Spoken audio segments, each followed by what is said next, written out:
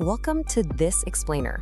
Okay, today we are diving into a machine that completely shatters our understanding of extreme physics. We're talking about the McMurtry Sperling PURE. It's an electric hypercar that isn't just fast, it's actively rewriting the entire rulebook on what a four-wheeled vehicle can physically do on tarmac. So let's figure out how it makes the impossible, well, possible. You know, Ollie Marriage over at BBC Top Gear actually called driving this car, quote, almost an out-of-body experience because nothing else is able to do what this does. And we aren't just talking about a car with a massive amount of horsepower here. We're looking at a genuinely otherworldly engineering mystery. I mean, how exactly does a car make human beings feel like they are doing the impossible? Well, the answer starts to reveal itself in the numbers, 55.9. That is the staggering lap time in seconds that the Spéirling set around the famous Top Gear test track. To put that kind of speed into perspective, it completely obliterated a 21-year-old lap record held by a 2004 Renault Formula One racing car. Beating an actual F1 car by over 3 seconds, that is an engineering leap that simply shouldn't happen.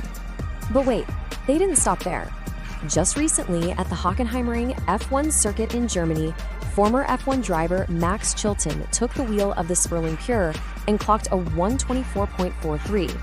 That lap time absolutely destroyed the track-focused Mercedes-AMG 1 hypercar by a massive 14.1 seconds. In the racing world, 14 seconds is literally a lifetime. It is now officially the fastest closed-wheel car ever to lap that circuit. And if you want to talk about off-the-line performance, it is just as brutal. We are talking a 0 to 60 time of 1.55 seconds.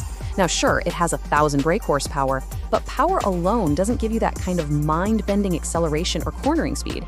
It's relying on a secret weapon. Section 1, the traditional aero bottleneck. All right, so here's the deal. Traditional cars rely on passive aerodynamics, big wings and diffusers.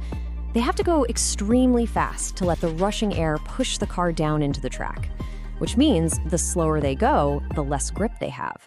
But the Spéirling uses what they call downforce-on-demand. It creates maximum grip before the car even moves an inch, sticking like glue from a dead stop right through to a tight hairpin turn. Section 2, how downforce-on-demand works. So how do they actually pull this off? First, a specialized skirt drops down to literally seal the floor of the car to the tarmac. Second, twin centrifugal fans inside the car spool up to an astonishing 23,000 RPM. And finally, the air is aggressively sucked from underneath through filters and blasted right out the back. The sheer velocity of that expelled air makes the whole setup sound exactly like an F-18 fighter jet taking off. This patented downforce-on-demand system essentially acts like a giant vacuum cleaner, pulling the car down onto the road. And notice it uses twin fans. That is absolutely crucial for built-in redundancy. Even if the car goes into a wild spin, or in the highly unlikely event one fan has an issue, the driver still has a constant, independent source of downforce to safely bring the car to a halt in a super tiny distance. Section 3, the math of 3G cornering. Let's break down the math behind this. Based on reverse-engineered back calculations from Eric's Racing Tech blog, the fan system draws about 50 to 60 kilowatts of power, which is roughly 67 to 80 horsepower. That power is applied to, well, actually, it's focused onto, an effective underfloor area of just 1.5 square meters. That generates an intense vacuum pressure of nearly 1.9 psi. Multiply that pressure by the floor area, and you yield a truly staggering 4,409 pounds of downforce. To really wrap your head around that massive vacuum pressure, let's look at it in terms of water vacuum. A normal car traveling at a brisk 100 miles per hour only generates about 4.9 inches of water pressure underneath it.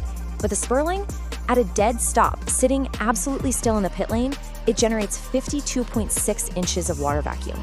That is over 10 times the aerodynamic pressure of a normal car moving at highway speeds. And this is where the physics just get totally mind-bending. The peak downforce is over 4,400 pounds, right? But the ultralight carbon fiber vehicle itself only weighs about 2,980 pounds.